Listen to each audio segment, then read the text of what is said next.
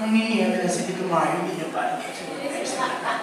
Anyways, parang exciting itong may song name. No? Kanina nakita ko, ginulat ka ni Empoy, Kim. Ganun talaga siya, pag sa set yun. Hindi po. Actually, sobrang galing po nila matrabaho. Parang it doesn't feel like work. Or malayo ba yung sagot?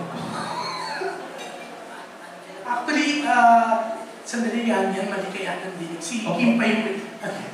Like kung pala Ay, di sorry ako. Kasi yan. Bili po ako. Yan po, Kasi nakita ko kanina, yes, ginulat ka ni Empoy. Opo. Parang ginanong ka niya sa ano, na shock ka, di ba? Hindi, ganyan po talaga yan. Malamig kasi. So, hanggang ganyan po. Pero hindi. Mas ako po yung nanggugulit sa set. Baliktad po. Pero kanina nabanggit mo nga na natuwa si Jared na writer kayo, di ba? So, imposible pagseryosan siya. Hindi, maging malaking dagok po sa relasyon po namin na si Empoy po yung kasama ko. So, nagka-problema po talaga kami ni Jen. Kasi araw ko kasama si Empoy. Hindi kailangan ko sabihin kasi hindi na kaming maghiwalay. Gusto ko kailangan ng pag-trend. Hindi, wala. Excited lang siya. Tapos pag umuwi po ako, pagkatapos ng...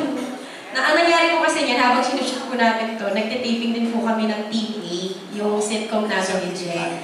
So, pag umuwi po ako, imbis na, Mi, kumusta ka? Miss you, galing kong Batangas, ganyan. Pag uwi ko, kumusta si Empoy?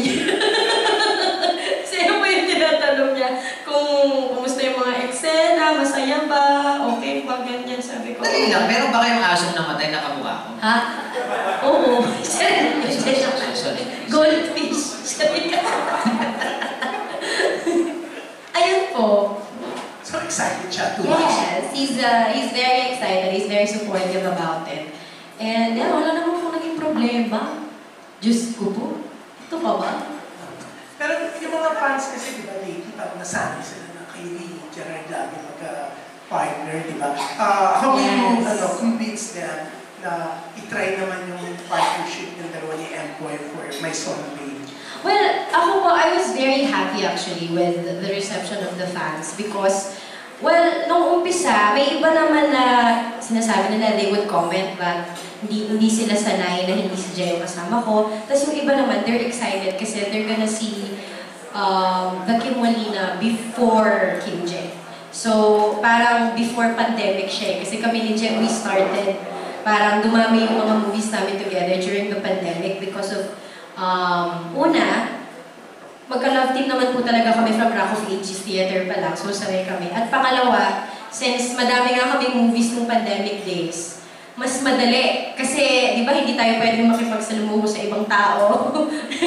Walang mga antigen, mga ganyan. Kami po ay mag-jowa, magka-live-in. So, mas madaling mag-work together. Kaya dumami talaga yung movies namin.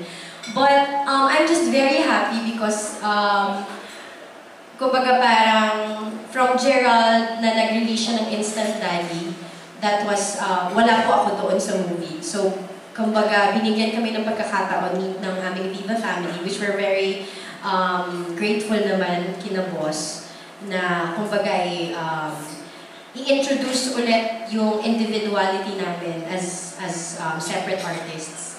So, since also the fans, sanay naman din po sila na magkakahiwalay yung movies namin from Momol, na ginawa ko before and with Gerald's other projects. So, it wasn't as hard as I thought it would be.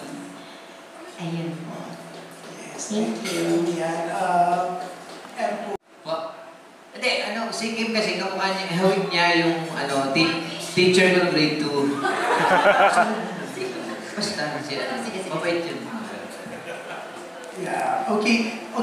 Siyempre, first time mo with Kim ng partner talaga. Ay, ano po? Sabihin mo na may level 10 tayo dito.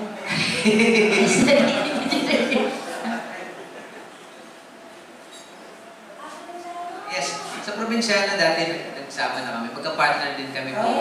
So hindi to bago.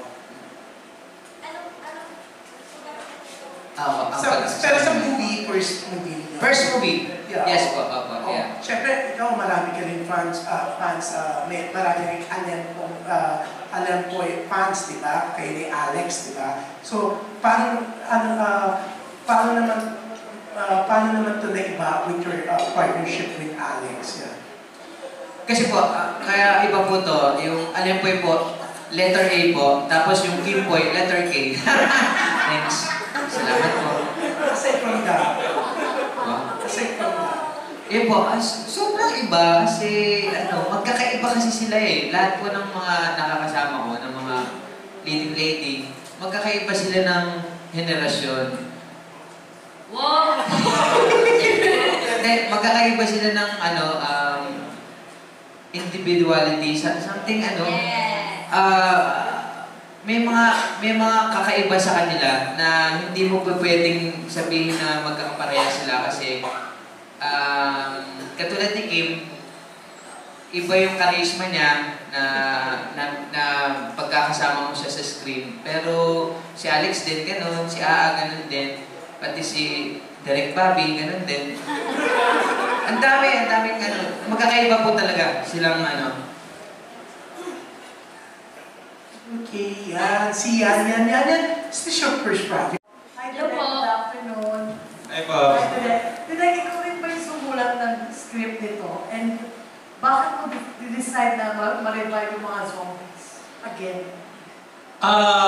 Dalawa po kami nagsulat ng script nito. Co-writer ko po si Juvie Galamiton, who has been my collaborator din po sa madaming project po. From Welcome Home and Bula. Kami po yung kasama. During that time po, nung nag-reach out sa akin ng Viva, fresh from from Auspicio ng Cinema One Originals. How long ago was this? That was Auspicio was 2018. Oh, ang tagal na pala. 2018 po. And then, during that time, interested po ako sa Zombies. sa zombies din po and sa horror genre po, interested din po ako. Pero parang para makapaghain ng bago, something new to the table, gusto ko pong parang kumbaga mag-crossover ng mga gusto kong genre like horror, drama, and romance. So, anong inspiration mo dito, Direk? Anong zombie movie? Or horror movie? Siguro po ang pinakamalapit na masasabi natin na ganyang genre po is yung Warm Bodies po, no? Na sinasabi din naman po online. Pero hindi naman po talaga yung generally ang inspiration. But during that time, naubuso na din yung sumisikat na yung Train to Busan. So during that time, medyo na talaga, patok talaga yung zombie genre noong 2018. And I was playing around the idea na zombie story pero hindi horror. Parang ang tatalakayin natin dito ay ang horror ng puso. Ayun po. So more of a love story po siya.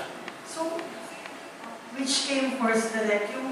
Yung film, yung script, and yung film, or the choice of your lead characters? Sabay po yung choice of my lead character and the concept po. Kasi po, ayun nga, favorite ko na din talaga dati si Empoy ever since. And lalo na nung nakita ko yung mga grade 3 naman. Hindi, joke lang. Hindi, Kita-kita ba yan? Wala sa kita-kita po and all. Alam ko na very si Empoy. And ayun nga, I wanted Empoy pa rin for cute, quirky role, but at the same time may dramatic element po na Si Empoy came first, then Kim. Si Empoy po talaga nag-iisang first choice dito sa pelikula from concept level. So how did Kim's name come about? nung nasa Viva na po, napusuan po talaga ni Boss Vic na parang bagay si Kim dito sa role na to. And then, ayun po, after no, sinabi po ni Boss Vic, wala naman po talaga objections at all. Kasi parang naging perfect na talaga yung casting. Thank you, Direk. Can I ask Empoy?